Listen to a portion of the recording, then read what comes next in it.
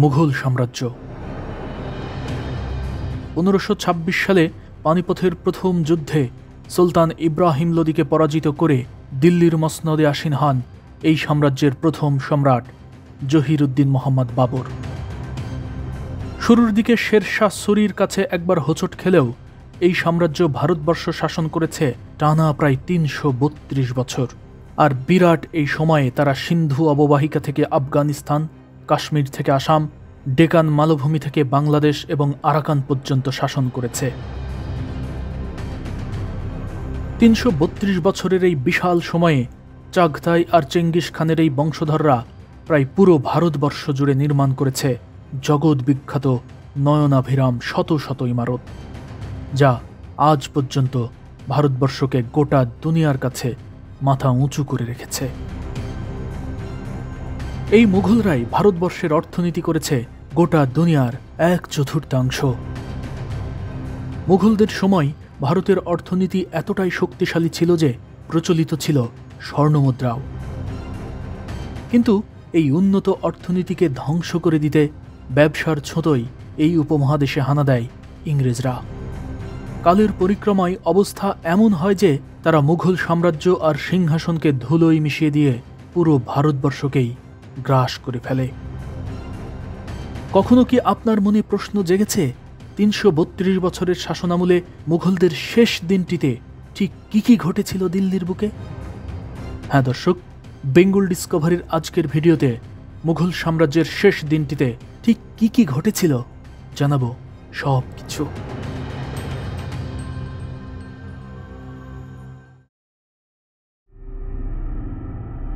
September 1857 অস্ত যায় মুঘল সাম্রাজ্যের লাল সূর্য। দিল্লির বুকে উদয় হয় এক নির্মম ইতিহাস। অবর্ণনীয় দুর্ভোগ নেমে আসে মুঘল সাম্রাজ্যের শেষ সম্রাট বাহাদুর শাহ জাফরের জীবনে। কি ঘটেছিল ওই দিন?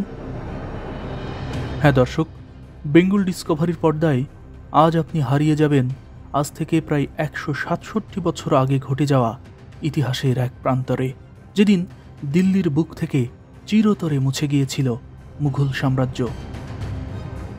মুঘল সাম্রাজ্যের শেষ দিনটিতে দিল্লিতে যা যা ঘটেছিল আজকের ভিডিওতে জানাবো সব কিছু। 10 মে 1857 ইংরেজদের বিরুদ্ধে সর্বপ্রথম গর্জে ওঠে বাংলা। ওই দিন পশ্চিমবঙ্গের ব্যারাকপুরে শুরু হওয়া সেই বিদ্রোহ ক্রমাগত ছড়িয়ে পড়ে সারা ভারতে। উত্তরপ্রদেশ, বিহার, উত্তর মধ্যপ্রদেশ, দিল্লি, সব জায়গায়। লালকেল্লা, দিল্লির বুকে দাঁড়িয়ে থাকা সম্রাট শাহজাহানের অমর কীর্তি। মুঘল সম্রাটরা বংশ পরম্পরায় এখানেই বাস করতেন এবং এখান থেকেই পরিচালনা করতেন সাম্রাজ্য। সর্বশেষ মুঘল সম্রাট বাহাদুর শাহ জাফরও এই কেল্লাতেই বসবাস করেছেন। এমনকি এই সিংহাসনে বসেই তিনিও পরিচালনা করেছেন মুঘল সাম্রাজ্য। কিন্তু 1857 সালের সিপাহী বিদ্রোহ সফল না হওয়ায় বাদশাহ বাহাদুর শাহ জাফরের জীবনে নেমে আসে অবর্ণনীয় দুর্ভোগ। ইংরেজদের হাতে গ্রেপ্তার হওয়ার আগ পর্যন্ত শেষ 2 দিন সম্রাট বাহাদুর শাহ জাফরের জীবনে ঠিক কি ঘটেছিল তা নিয়ে সবচেয়ে প্রসিদ্ধ গ্রন্থ খাজা হাসান নিজামীর লেখা বেগমাত কি আঁসু বা বেগমদের অশ্রু বইটি লেখা হয়েছিল 20 শতাব্দীর দ্বিতীয় দশকের শুরুর দিকে। তখনও 1857 সালের ঘটনা দেখেছেন নিজে চোখে এমন বহু মানুষ বেঁচে ছিলেন। তাদের মুখ থেকে শুনে খাজা হাসান নিজামী 11 খণ্ড লিখেছিলেন। নাম দিয়েছিলেন দাস্তানে গদর, মানে বিদ্রোহের গল্প। এই বেগমাত কি আঁসু সেই 11 খণ্ডের একটি, যেখানে বাহাদুর শাহ জাফরের কন্যা কুলসুম জামানির একটি বয়ান তুলে ধরা হয়েছে। তার মেয়ের সেই স্মৃতিকথাই জানাবো বেঙ্গল ডিসকভারির আজকের পর্বে। 20 সেপ্টেম্বর 1857 ওই দিন মুঘল বাদশাহ বাহাদুর শাহ জাফর এই লালকেল্লা ছেড়ে নিরাপদ আশ্রয় খুঁজতে থাকেন। কিন্তু কোথায় যাবেন? চারিদিকে বন্ধু বলতে যারা ছিল তারা হয় নিহত হয়েছেন, নয়তো আত্মগোপনে রয়েছেন। নিরুপায় বাদশাহ বাহাদুর শাহ জাফর তখন এই লালকেল্লা ছেড়ে চলে যান তার পরাক্রান্ত পূর্বপুরুষদের কাছে, সম্রাট হুমায়ুনের এই সমাধিতে। লালকেল্লা ছেড়ে বাদশাহ বাহাদুর শাহ জাফরের এই বের হয়ে আসাটাই ছিল ভারতে মুঘল সাম্রাজ্যের অবসান। বাহাদুর শাহ জাফরের কন্যা কুলসুম জামানি খাজা হাসান নিজামের লেখা বেগমাত কি আঁশু গ্রন্থটিতে বলেছেন, লালকেল্লা ছাড়ার আগে আমরা অনেকের কাছেই আশ্রয়ের জন্য গিয়েছিলাম, কিন্তু তারা বলেছেন আপনাদের আশ্রয় দিয়ে নিজের পরিবারের সর্বনাশ করতে পারব না। কুলসুম জামানি আরও বলেন, যে রাতে আমার আব্বাজান তার সাম্রাজ্য হারালেন, ঠিক তখন লালকেল্লায় যেন মুহূর্তেই এক কঠিন দুর্যোগ নেমে এলো। মনে হচ্ছিল যেন কেল্লার প্রতিটি দেয়াল কাঁদছে। 4 মাস ধরে চারিদিকে বন্দুক আর কামান চলেছে। সেই ধোঁয়া আর কালিতে লালকেল্লার মুক্তোর মতো শুভ্র মর্মর প্রাসাদগুলো কালো হয়ে গিয়েছিল। চারিদিকে যেন আজাব নেমে এসেছিল। কুলসুম জামানির মেয়ের বয়স তখন 1.5 বছর। সে তখনও মায়ের দুধ খায়। এ বিষয়ে কুলসুম জামানি বলেন, না খেয়ে থাকার কারণে আমার বুকের দুধ প্রায় শুকিয়ে এসেছিল। আমার কন্যা দুধের জন্য শুধু কেঁদেছে। ঘরে কোনো খাবারও ছিল না। আমরা প্রায় 2 দিন না খেয়েছিলাম। খাবারের ব্যবস্থা না হয় কোনো দায়মার বুকেও দুধ ছিল না। আমরা অস্থির হয়ে পড়েছিলাম। তখন ছিল মাঝরাত। চারিদিকে পিনপতন নীরবতা। একটু পরপর সেই নীরবতা ভেঙে দিচ্ছে কামান দাগার শব্দ। এমন সময় সম্রাট বাহাদুর শাহ জাফরের এক বিশেষ সহায়ক কুলসুম জামানিকে ডাকতে আসেন। তখনও তারা লালকেল্লার হেরেমেই অবস্থান করছিলেন। এই যে ভবনটি দেখতে পাচ্ছেন, এটাই লালকেল্লার হেরেম, অর্থাৎ এখানেই লালকেল্লার নারীরা বসবাস করতেন। পাশেই রয়েছে মমতাজ মহল। এখানকার প্রায় সবগুলো প্রাসাদই নির্মাণ করেছিলেন সম্রাট শাহজাহান, এবং পরবর্তীতে বংশ পরম্পরায় এসব প্রাসাদেই বসবাস করতেন মুঘল রাজ পরিবারের নারীরা। ওই রাতে সম্রাট বাহাদুর শাহ জাফরের বিশেষ সহকারীর ডাকে কন্যা কুলসুম জামানি চলে যান পিতার কক্ষে। সেখানে গিয়ে কুলসুম জামানি দেখেন তার পিতা বাহাদুর শাহ জাফর তসবিহ হাতে বসে আছেন জায়নামাজে। সম্রাট বাহাদুর শাহ ছিলেন পরহেজগার এবং খোদা ভীরু শাসক। তিনি একজন কবিও ছিলেন, লিখেছেন গজল। সম্রাট বাহাদুর শাহ এ সময় তার কন্যা কুলসুমকে কাছে ডেকে নিয়ে বলেন, কুলসুম, তোমাকে খোদার হাতে সঁপে দিয়ে যাচ্ছি। যদি ভাগ্যে থাকে আবার দেখা হবে। দেরি না করে তোমার স্বামীসহ এখনই বের হয়ে পড়ো। আমিও বের হচ্ছি। তবে এই কঠিন অবস্থায় তোমাদের কাছ থেকে আলাদা হতে আমার মন সায় দিচ্ছে না, কিন্তু আমার সমস্যায় তোমাকে জড়াতে চায় না। আমার সঙ্গে থাকলে তোমাদের বিনাশ সুনিশ্চিত, আর তুমি যদি একা থাকো তাহলে খোদা তোমাদের সামনে বাঁচার কোনো পথ খুলে দিতেও পারেন। এরপর সম্রাট বাহাদুর শাহ জাফর 2 হাত তুলে কান্না ভরা কণ্ঠে বলে ওঠেন, হে খোদা, এই এতিম মেয়েটাকে তোমার হাতে তুলে দিলাম। অপূর্ব প্রাসাদে বড় হয়ে এখন তারা অন্ধকার অরণ্যের পথে চলেছে। কোনো বন্ধু নেই, নেই কোনো রক্ষক। হে খোদা, তৈমুরি বংশের এই রাজকন্যাদের সম্মান রক্ষা করো তুমি। হিন্দুস্থানের হিন্দু মুসলমান সবাই আমার সন্তান। বিপদ তাদের ঘিরে ধরেছে, তাদের তুমি রক্ষা করো মাবুদ। আমার কাজের জন্য তাদের যেন কোনো কষ্ট পেতে না হয়। সব বিপদ থেকে তুমি তাদের বাঁচিয়ে রেখো খোদা। এরপর বাহাদুর শাহ জাফর তার কন্যাকে একটি গরুর গাড়িতে করে লালকেল্লার এই পথ ধরেই অজানা গন্তব্যের উদ্দেশ্যে পাঠিয়ে দেন। সম্রাটের কন্যা কুলসুম ওই গ্রন্থটিতে বলেন, যখন আমরা গরুর গাড়িতে উঠলাম তখন ভোর হয়ে এসেছিল। শুধু ভোরের একটা তারা আকাশে জ্বলজ্বল করছিল। আমরা শেষবারের মতো রাজপ্রাসাদের দিকে তাকালাম। আমাদের আনন্দ ভরা জীবনের নিবাস চোখের সামনে যেন স্মৃতি হয়ে যাচ্ছে। বিদায়ের সময় কুলসুম জামানির সঙ্গে ছিলেন তার স্বামী মির্জা জয়নুদ্দিন, সম্রাটের শ্যালক অর্থাৎ কুলসুমের মামা মির্জা উমর সুলতান, কুলসুমের এক ভাইয়ের শাশুড়ি হাফিজা সুলতানা এবং নওয়াব নূর মহল। অর্থাৎ বিদায়বেলায় গরুর গাড়িতে ছিলেন 2 জন পুরুষ এবং 3 জন নারী। এ সময় বাদশাহ বাহাদুর শাহ জাফর তার মেয়ের জামাই মির্জা জয়নুদ্দিনের হাতে মূল্যবান কয়েকটি পাথর তুলে দিয়েছিলেন। এরপর লালকেল্লার এই পথ ধরেই সেদিন তারা গিয়ে পৌঁছায় দিল্লির পাশের কুরালি নামক এক গ্রামে। সেখানে তারা শুরুতে তাদের গরুর গাড়ির গাড়োয়ানের বাড়িতে আশ্রয় নেন। কুলসুম জামানি বলেন, সেখানে আমরা যখন বিশ্রাম নিচ্ছিলাম তখন গাড়োয়ানের বউ আমাদের বাজরার রুটি আর ঘি খেতে দিয়েছিলেন।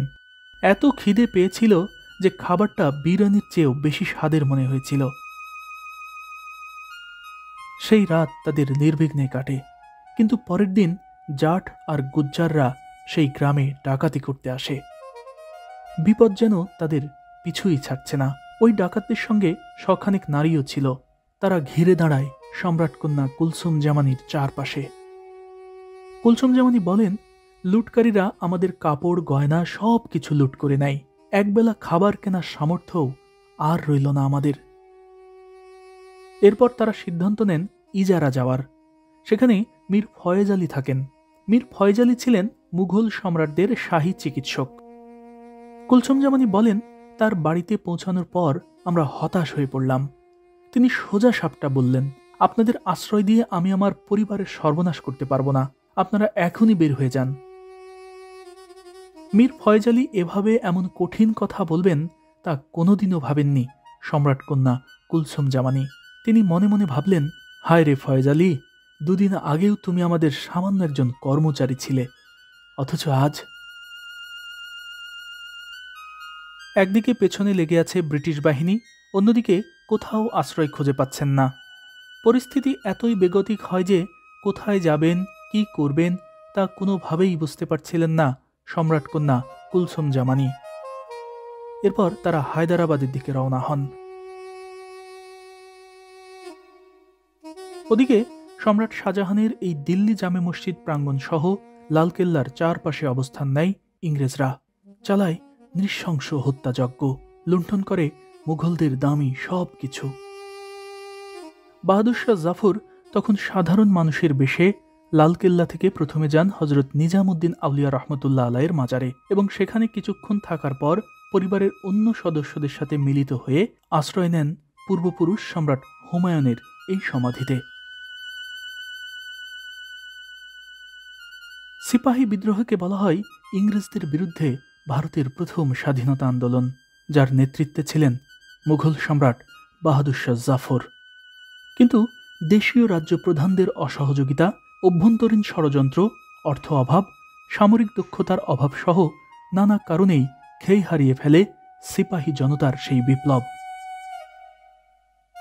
মুঘলদের পরম আত্মীয় রাজস্থানের রাজপুত রাজা থেকে শুরু করে পাঞ্জাবের পাতিয়ালার রাজা কিংবা শিখদের মতো অনেকেই পক্ষ নেয় ইংরেজদের। সম্রাটের চারপাশে থাকা কিছু মন্ত্রীও ব্রিটিশদের চর হিসেবে কাজ করে। তারা সম্রাটকে আত্মসমর্পণ করতে প্ররোচিত করতে থাকেন। সম্রাট বাহাদুর শাহ জাফর তখন সিদ্ধান্তহীনতায় ভুগতে থাকেন। সেনাপতি বখত খান এবং মৌলভী সরফরাজ আলী সহ অনেকেই সম্রাটকে দিল্লি ত্যাগ করতে অনুরোধ করেন। সম্রাট হয়তো তাই করতেন, কিন্তু এর মধ্যেই মির্জা ইলাহি বক্স এবং হাকিম আহসানুল্লাহ খান সহ ইংরেজদের হয়ে কাজ করা অনেকেই তাকে আত্মসমর্পণ করতে বাধ্য করেন।